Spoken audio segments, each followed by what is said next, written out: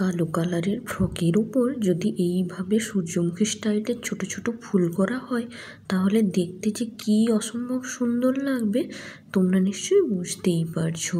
Hello বন্ধুরা, তোমরা সবাই কেমন আছো? আশা করি তোমরা বেশ ভালোই আছো। আমিও বেশ ভালোই আছি। দেখো, আজকে কিন্তু কালো ফেব্রিকের উপরে আমি কাজ করছি। আর কালো ফেব্রিকের উপরে হলুদ কালারের সুতো দিয়ে যদি ছোট ছোট সূর্যমুখী স্টাইলের ফুল করা যায় তাহলে খুবই সুন্দর লাগবে দেখতে। আসলে কালোর ওপরে না হলুদ কালারের সুতোটা খুব দারুণ মানায়। কালার কম্বিনেশানটা এত সুন্দর হয় যে পুরো চোখে লাগার মতো কালার কম্বিনেশান হয়। দেখো, এখানে আমি 4টা ছোট ছোট ফুল আর কিছু ডালপালা করে নিয়েছিলাম। প্রথমে আমি ডালগুলো সেলাই করে নিচ্ছি ডালফোর সেলাই দিয়ে। ডালফোর বা স্টিম স্টিচ দিয়ে ডালগুলো সেলাই করতে খুবই ভালো হয় আর দেখতে বেশ ভালোই লাগে। ডালগুলো সেলাই হয়ে গেলে আমি কিন্তু এবার পাতা সেলাই করতে চলে আসব। আর ডাল আর পাতা এখানে আমি একই কালারের সুতো দিয়েই সেলাই করেছি। একটা সবুজ কালারের 3 তার সুতো নিয়েছি। এটা কিন্তু নর্মাল মেশিন থ্রেড বা যেটা দিয়ে আমরা জামা কাপড় সেলাই করি, এটা কিন্তু সেই সুতো। আর আমি সার্টেন স্টিচ ব্যবহার করে পাতাগুলো তৈরি করে নিচ্ছি। সব সময় কিন্তু ফিশবোন স্টিচ দিয়ে পাতা তৈরি করতে ভালো লাগে না, আর তোমাদেরও বারবার একই সেলাই দেখতে ভালো লাগবে না। তাই আমি ভাবলাম আজকে সার্টেন স্টিচ দিয়ে পাতাগুলো করি।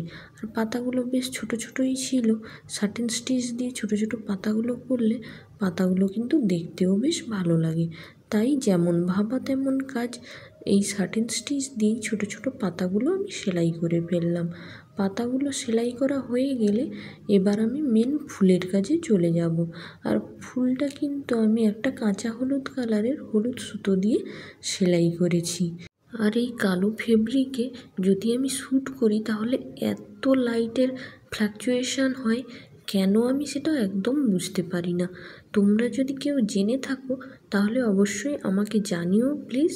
কাজটা সামনাসামনি এতটা সুন্দর হয়েছে কি আর বলবো, পুরো দেখলে মনে হবে দেখতেই থাকি। কিন্তু দেখো, রেকর্ডিং করার সময় এত লাইটের ফ্ল্যাকচুয়েশান হচ্ছে যে কালারটা ভালো করে বোঝাই যাচ্ছে না।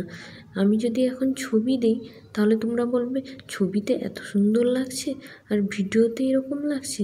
কিন্তু কিছু করার নেই, তোমরা দেখতে পাচ্ছ আমি যখন হাতটা সূচের কাছে নিয়ে যাচ্ছি তখন কালারটা কি সুন্দর আসছে। আবার সুচটা ওপরের দিকে তুলে আনলে দেখো কীরকম লাইটের ফ্ল্যাকচুয়েশান হচ্ছে। আশা করি খুব তাড়াতাড়ি এই সমস্যাটার সমাধান আমি করতে পারবো। তো দেখো, দেখতে দেখতে আমার 2টো পাপড়ি সেলাই হয়ে গেল।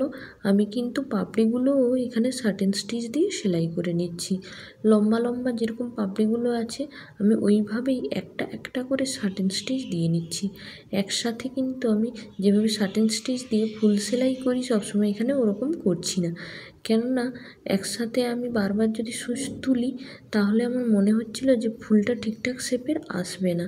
তাই আমি দেখো এইরকমভাবে একটা একটা করে সুচ তুলে একবার করে একবার তুলছি, আবার একবার নিচে নামাচ্ছি।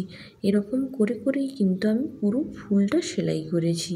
বরাবরই আমার এই কাঁচা হলুদ কালারের সুতোটা বেশ ভালোই লাগে, কেননা এই কালারের সুতো দিয়ে যদি সূর্যমুখী ফুল করা হয় তাহলে খুবই সুন্দর হয়।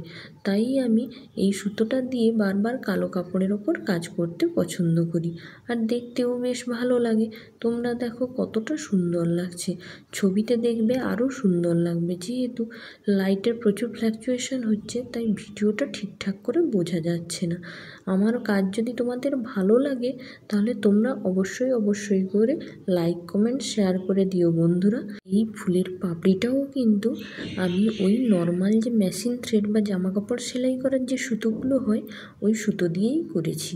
আর ফুলের পাপড়িগুলো করার জন্য আমি এই হলুদ কালারের সুতোটা 3 তার নিয়েছি।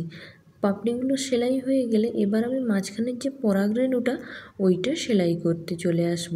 আর পরাগরেণুটা কিন্তু আমি একটা ব্রাউন কালারের সুতো দিয়ে সেলাই করছি।